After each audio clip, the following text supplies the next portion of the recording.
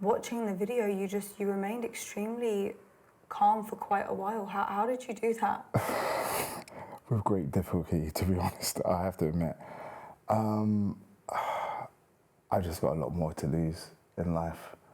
And I've got a lot more things to get on with in my life, and I can't let someone take me away from my family. What were you thinking when the abuse was being hurled at you? What was going through your mind at that point in time?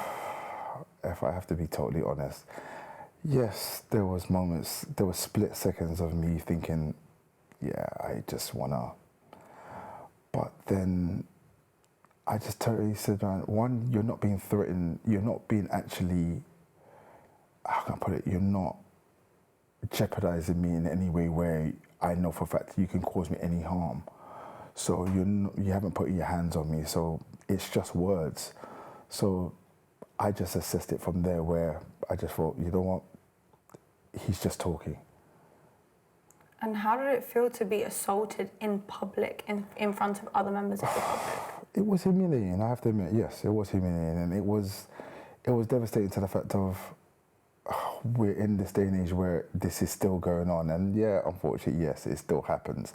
But for him to have no remorse and literally just say it with so much ease, it was just shocking. Ideally, what would you have liked the members of public to do at that moment in time?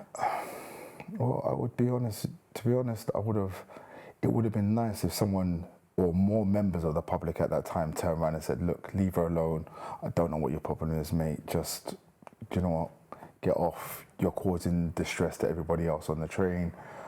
Or even if it got to that point where he was really being, I mean, I know you shouldn't pull the emergency cord, but then at least someone could have got off, hit the button at one of the other stations and said, "Look, there's someone just being really abusive and he's causing distress to other members on the train at the time."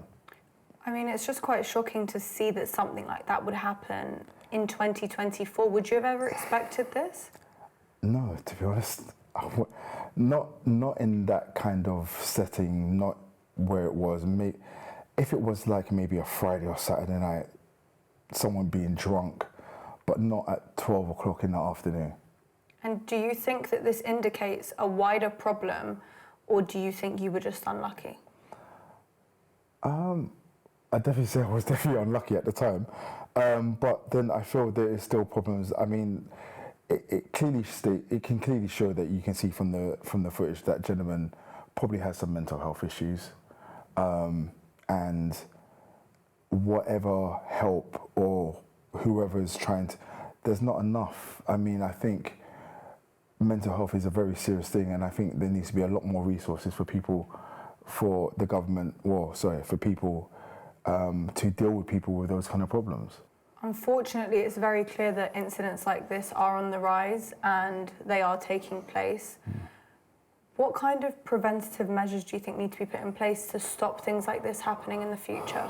Well, I mean, I definitely feel British Transport Police response needs to be a lot more quicker. But then again, if it was a certain situation in a different kind of light, they may have been a lot more quicker. So, I don't know.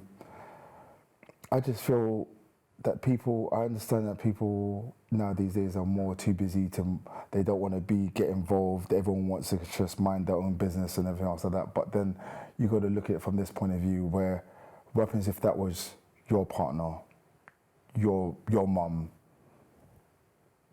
your sister? How would you feel that no one did nothing for them?